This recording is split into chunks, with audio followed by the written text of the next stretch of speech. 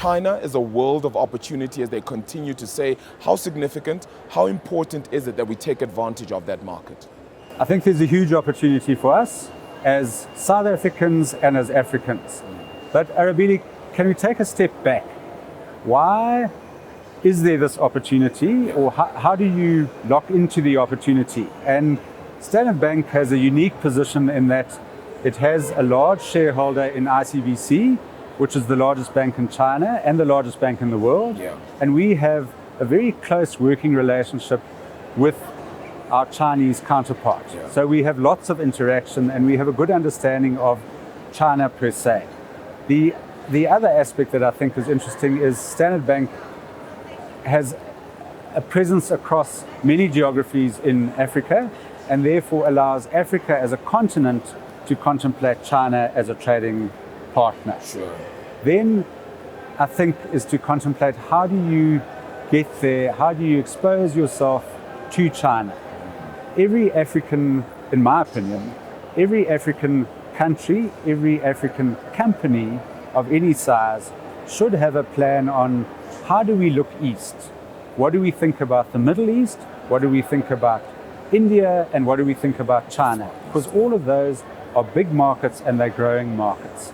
So that's something for companies to think about. Yeah. All around the continent, as you say. All over the continent. Yeah. So certainly that's food for thought, I think, for people who operate in Africa. Yeah. Then I think, how do you access the Chinese market? And there's some interesting things to think about there.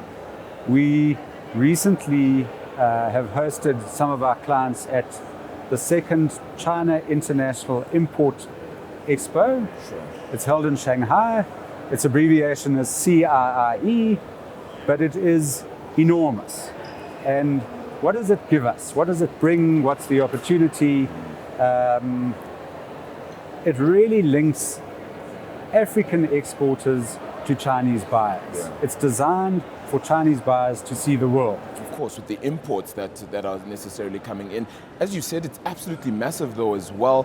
Quite a number of people as well attending, including yourselves. Yeah, so we went to Shanghai. We had about 50 South African clients who came in two capacities, some as exhibitors and some as visitors. And it was really interesting because some of the exhibitors concluded deals, and I can give you some examples. It was really interesting. Please, yeah. Some of the exhibitors didn't conclude deals, but their comments were things like, we've got to completely rethink this. You know, amazing opportunity, but Yeah. We have the wrong strategy. we're So coming to back find the next right year with way. a different example. Yeah. And there's opportunity in all sorts of different places. When you walk around the expo and you see what the rest of the globe is doing, everybody's there. Everybody. So the world goes there for this event. Some of the deals we concluded, and this gives you a sense of the scale, one of our clients found an opportunity to sell 15,000 tons of their product. Sure. The question that came from the Chinese buyer was, can a South African provide me with the rest of what I need? They want another 85,000. Sure. So Same company. Same company, so we could give them 15% of what they were looking for. Yeah. Huge opportunity for Africa. We're currently grappling with a request that came out of interactions from the expo, and this is regard of seafood. The Chinese would like 100 tons of seafood. Abalone, lobster, prawns, fish. All South African faves too. But 100 tons is a lot. It is. They want it every week. Sure. And what they want to do is they want to send their plane, fill up the plane, and turn around.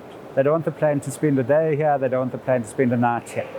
And they sell 80 tons, 60 to 80 tons of seafood a day.